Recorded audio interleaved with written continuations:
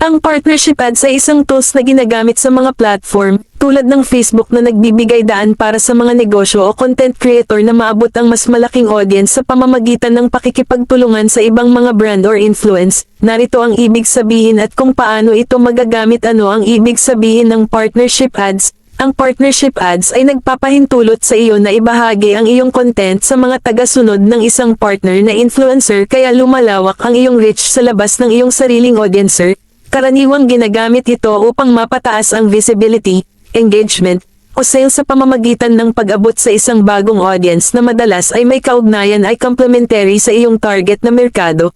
Paano mo magagamit ang partnership ads? 1. Mahanap ng mga partner. Maghanap ng mga brand, influencer o individual na may mga tagasunod na posibleng interesado sa iyong content.